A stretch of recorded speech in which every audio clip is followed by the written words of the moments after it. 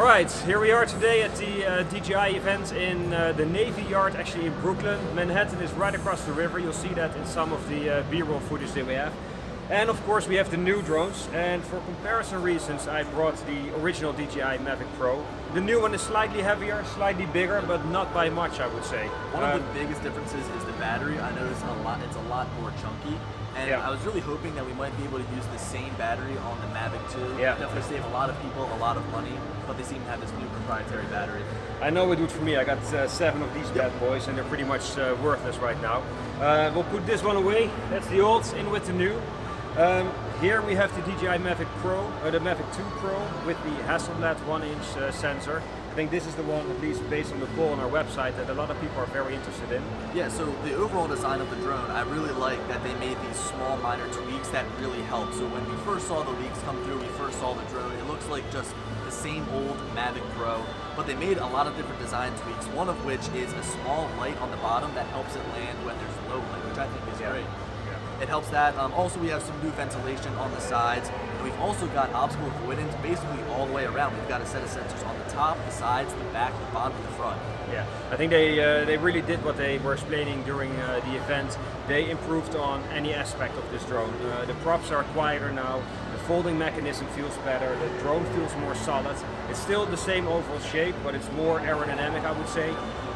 Better flight performance, longer flight time, distance has been increased. We have omnidirectional sensors for obstacle avoidance. OcuSync 2.0. Yeah, new quick shot feature with the dolly zoom on the zoom model. Yeah, and we actually got a chance to fly these drones outside, and it was a ton of fun. It didn't really feel all that different, just because when we were outside, it's not the best testing area, but I could feel that it was a little bit quicker. Yeah, it definitely feels more sporty. You'll recognize the same control. I don't think they've changed that much to it. What I did see is that they have a switch on the side that now moves between normal, tripods and sports modes, which is nice. And now these little knobs come off, just like with the Mavic Air. I think everybody was kind of expecting that as well. Yeah, that's probably going to be... It's a nice feature. It's going to be implemented in most of DJI drones going forward. Really quickly, heading back to the drone itself, something that I like is that they've tweaked the LED design. So now we have LEDs on every single arm. If you remember with the original Mavic Pro, we only had one LED on the back and the middle, and sometimes it's hard to see when flying at nighttime. But now we've got LEDs that actually resemble the Inspire 2's LEDs, which I think are just perfect. Much easier to navigate and know where you are.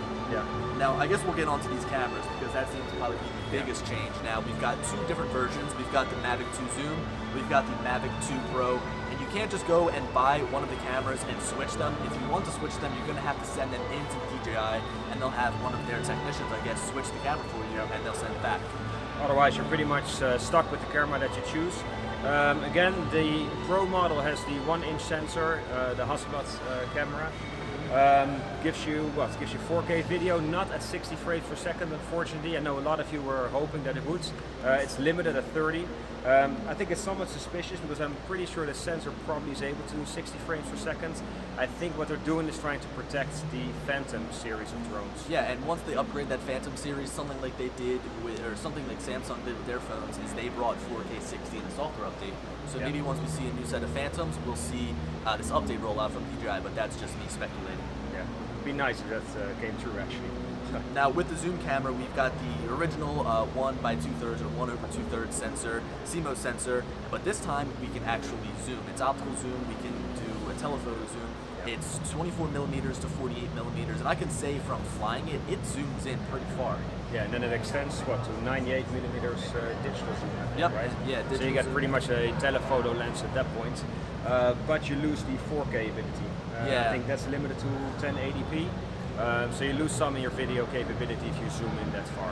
You are still able to shoot some slow motion video with the zoom or with both of these cameras, as you can shoot full HD in 1080p, or I'm sorry, you can shoot 120 frames per second in full HD, so you can still get that slow motion video, but there's just no 4K at 60. Another thing to point out is that the dolly zoom effect is limited, of course, only to the zoom version. So if you buy the Pro model, you won't have access to that feature. The thing is, although it is limited, you can still do a dolly zoom in post with the 1-inch version, with the Pro version. Although it's not going to be lossless quality. Yeah. I think one of the other things they pointed out during the event as well is that the active track has been dramatically increased or improved. And we'll have to test it in real life, but I'm pretty sure now that the drone is going to be able to follow you as you go down a slope as well, which would really be really amazing and actually gets close, I don't know, that close to the performance of the Skydio R1. But any step in that direction, of course, would be amazing for a prosumer drone like this. Yeah, so rather than seeing objects in 2D, now the drone is going to be able to use all of its sensors to really create a map in real time and create a 3D image rather than just a 2D image. And I think that all around, they really improved a lot of the software features within the Mavic 2 series of drones. Yeah. So which one do you think you're going to buy? Is it the Zoom or the Pro model? Well, I've already bought the Pro model. I'm a big resolution junkie, 20 megapixels. I love the Phantom 4 Pro because of its camera, and now that I can basically get that same camera, plus or minus a few features here and there in a smaller package, I'm game. Yeah, I totally agree with that. I think the zoom features are very nice, and in certain situations it can be very useful, especially let's say in wildlife situations where you want to be able to record an animal from a distance. However, like Billy said, I'm somewhat of a junkie for resolution as well, so I definitely go for the 1-inch sensor, get the enhanced dynamic range and just more resolution. Yeah, so the price point on this, the Mavic 2 Zoom is going to be $1249, a little bit of a weird price point here. So $1249, the Pro is $1449? $1459, I think. It's really weird, it might be $1449, but I remember when looking at the price when going to order, it just felt a little off. Now, one of the things is we still haven't really had a clear answer from DJI as to why this product was delayed. It's been almost 2 months. On the upside, you can start ordering them today and they have them in inventory. I think shipping is about 2 days, so if you order now, you'll have your drone in 2 days. And I think that's something to get really excited about. Yeah, and the great thing is that DJI has done away with their Fly More combo. It's now the Fly More kit. So if you just purchase your drone but still want the option to buy the Fly More combo at a later date, you can go ahead and purchase that for, I believe, like $319. Yeah, and it still gets you pretty much the same extra props, more batteries. And this time it comes with a car charger, which is huge. Yeah, that's a big plus as well. Anything else that we left out at this point? I think that's about it. I'm really excited to actually get this drone out. Oh, we've also got 8 gigabytes of internal storage. That's something that I like, although with this bigger drone, with the Pro version and, you know, not a Mavic Air, I wish we saw something like 16 gigabytes. Yeah, 8 gigabytes seems a little limited. 8 gigabytes when shooting in 4K is only going to get you about one flight, which kind of sucks. But you can still put a micro SD card in as well. So you have the 8 gigabytes to back you up, and then of course you put your own cards in. They changed the LED lights on the battery, did you? Yeah, you know, as a whole, the battery is just totally different. It's so chunky, but I think that this design looks a lot cleaner than having the LEDs run down the center.